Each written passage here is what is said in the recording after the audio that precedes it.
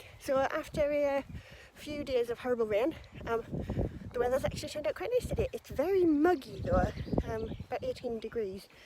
Not a lot of sunshine, but it's proper muggy. I'm sweating already and I've only been a mile and a half, but back on the trails. It is nice outside. There's a nice little breeze, so actually the mugginess isn't too bad. I'm going to go for a bit run up and down the trails, and during that I'm going to try and give you some of my tips for your first marathon. So I've done 2 now,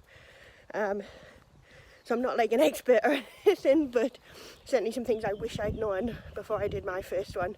And some of these may not apply to you, they might be different. I did a lot of research around things you should know when you did your first marathon, and some of those tips are very good. There's some rather generic ones, but then there's some more specific to A, London Marathon, which I'll talk about, and also B, for if you take a longer time to do a marathon, so say 4 hours or more, because a lot of people that give you these tips for first marathons don't take into account that you might be a slower runner, so I'll put some of those in as well. But yeah, should be good. So we're about an hour in. I've done about 4 miles, and so it's a much slower pace than road running that I normally do, especially today because we have had that bit of rain. The ground is really claggy, so it's a good test for my trail shoes anyway. They're doing well, getting a bit of mud on them, so I'm having to get used to not thinking, oh my god, they're getting muddy like I do with my road shoes, and just embrace the mud. But yeah, on to some first marathon tips.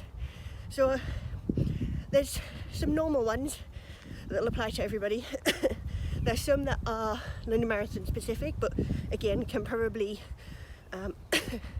apply for any race. But the only actual ever proper race marathon I've ever done is London Marathon. The second marathon I did was the virtual, so that was totally self-powered.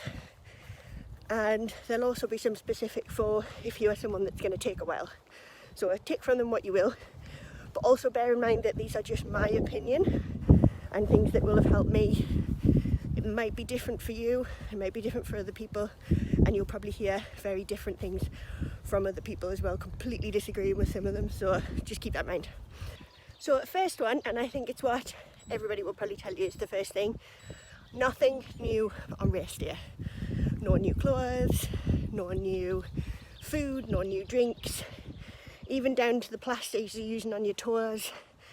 Absolutely nothing new. Everything that touches you, goes into you, that you use, should all be stuff that you have used or tried on some long runs, because your long runs is really when you're going to find out if those things are going to chafe, if they're going to make you feel ill, if you're eating stuff, anything like that. So can't stress enough, nothing new on race day.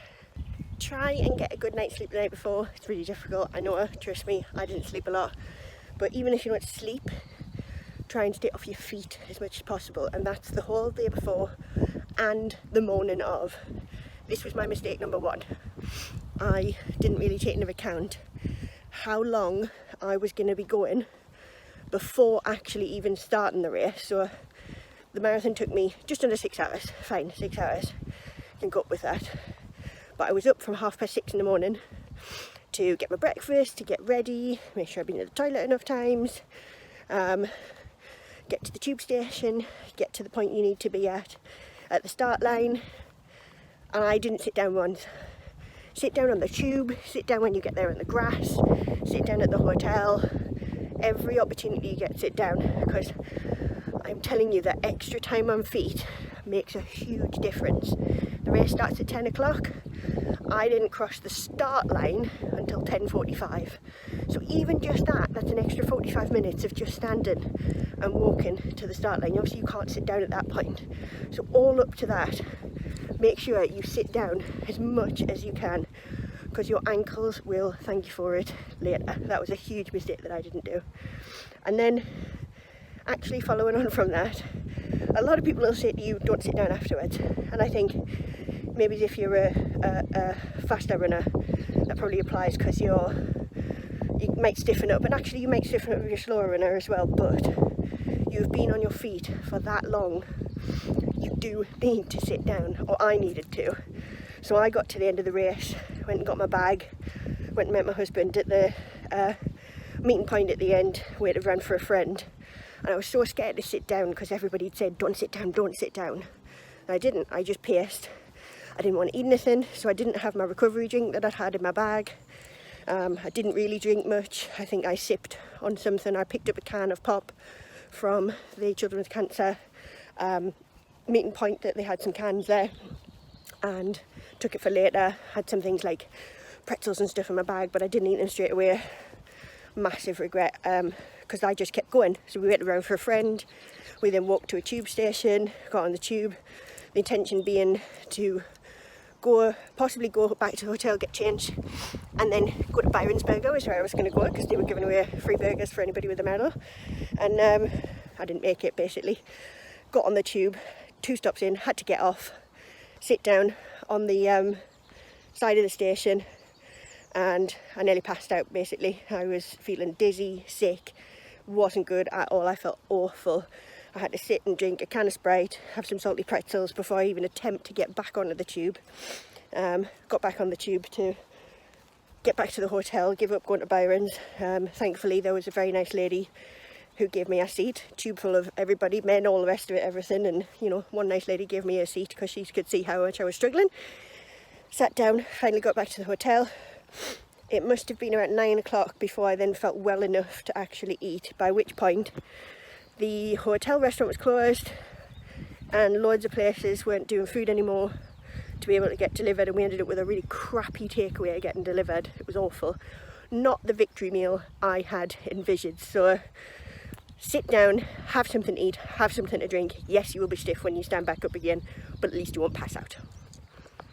So next tip is, if you are, like we said, a bit of a slow runner like me, and it's going to take you maybe more than 4 hours, take some proper food with you, not just some gels. Gels are fine, you know, but I think I said in my first video, after a while I just got sick of them, could take another one.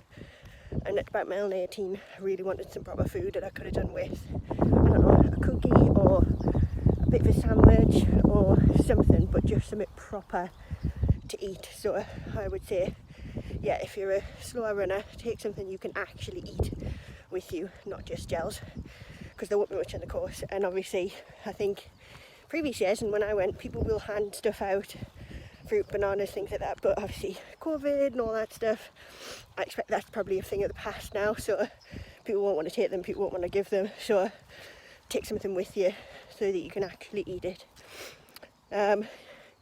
Next tip would be, and again this possibly applies to some of your bigger marathons, more as in the ones that people will come and visit, and crowds and stuff more, but get your name on your vest or on your bib, depending on if you have that option or not. Because for me, especially when it was getting really hard, you basically have hundreds of people that don't know you from anyone shouting out your name with encouragement, you know, come on Marie, you can do it, stuff like that. And I found that really helped. Now, different opinion on this is my friend Becky, who did London Marathon the same time as me. She totally didn't like it. Actually, she said that after about halfway, I think, she got really sick of people saying her name and she wished she didn't have her name on her vest. So there is different opinions on that. Most people say get it on, but be prepared that you may not be that person, so just think about what type of encouragement helps you, as to whether that's going to be a good thing or not. But for me, it really helped. Now the next one that again sometimes divides people is headphones. So I always wear headphones for all my runs. Most of my training runs I do on my own, so especially for my long runs and stuff, I always have either music, an audiobook or podcast, something like that, to get me through, because yeah, it's nice when you're out here and you've got hear all the sounds and stuff, but I still like to have a bit of an audiobook going on. And I've got the aftershocks, so you can still hear what's going on around you, so you can still hear traffic, you can hear if you're in a race, if the marshal's telling you instructions. And in fact, actually in a lot of races these days, even on closed doors ones, they only allow open ear headphones so that you can hear marshal's instructions. So I personally always go for headphones. Now a lot of people say, oh, when you go to London you don't need headphones, there's so much crowd noise, music, people cheering, you don't need it. And to a degree I can get on board with that, and yeah, I probably didn't use them anywhere near as much as what I normally do, but I put them on just in case, because they're comfy, they're lightweight. I can hardly even tell I've got them on, so why not? And actually I was pleased it did, because there were times when, especially when I was struggling, or if you are in a bit, there's still quiet bits. People say there are some quiet bits of London, but there aren't. There's people pretty much all around it, but there's still some times where I was glad for a bit of background noise. I wouldn't have been able to have an audiobook or a podcast on because there's too much going on to be able to hear that, but a little bit of background music. And I just flicked it on and off as I went along, because there is a lot of music on the course, and I really wanted to hear that. There's things when you're going under an underpass with people playing steel drums, and there's a section, my favourite section was part where there's a group called Run Dem Crew, and they had the music going. It was like a big party. That was probably my favourite bit to run through. So there are bits where you absolutely do not need your music, but there were times there I was grateful that I had it. So I think have the option there personally, especially if you've got the aftershocks and you're not going to have cables and stuff. In fact, I would highly recommend to invest in a pair of aftershocks. They're one of my best purchases, I think, for running. So yeah, for sure get some of those.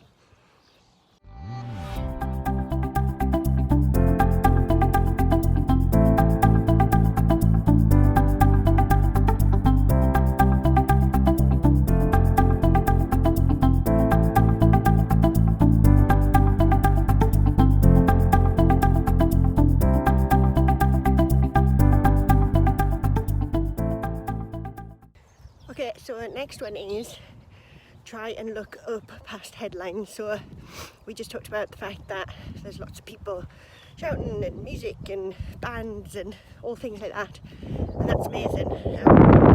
Because of all that, I didn't really look up past head level, so I didn't really take in any of the sights of London. So I saw the Cutty Sark, obviously, and I saw the Tower Bridge, because you can't really miss that, you're running through it. Other than that, I completely missed everything else because I wasn't looking up past head level because there was so much to look at.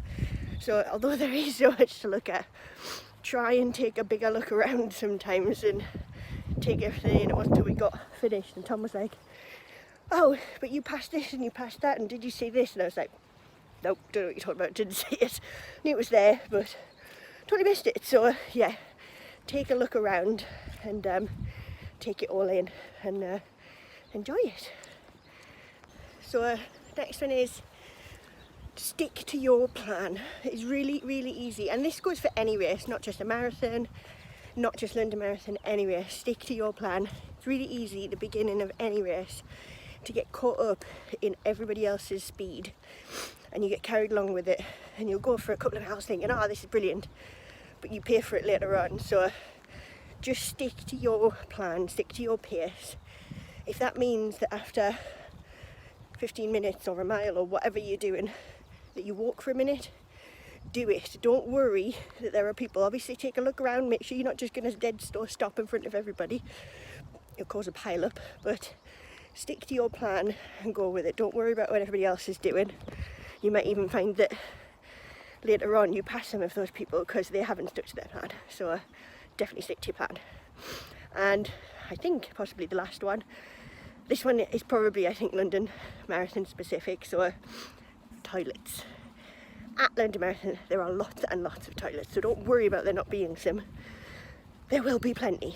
So you've got loads at the beginning where you queue up before you get into the pens, and most people, I think, end up going quite a few times, so that's fine. But then obviously once you get into the starting pen, you can't go again until you're on the race. Now in the race there are toilets at mile 1, and then there are toilets every 2 miles after that. So me and my friend Becky, who were in the pens, we were stood there and thinking, I need to go to the toilet again. We'll go while we're on the course. Now our logic thought, we won't go at the ones at mile 1 because they'll be really busy. We'll go to the next ones. So that would have been like mile 3 or 4 or whatever it was. Big mistake. So we passed the ones at mile 1, and there was a couple of people outside them. Should have stopped, should have went, just got it over and done with. We didn't, we waited till the next ones and ended up queuing for about 15 minutes to get into the toilet because pretty much everybody has the same thought. No, I can't stop at mile 1 because I've only done a mile, how can I possibly stop at this one? You find you get to mile 3 or 4 and actually you really need to go. So there was a big queue, and I think that was probably the biggest queues I'd seen for the toilets in the entire race. So either go straight away or wait a bit further.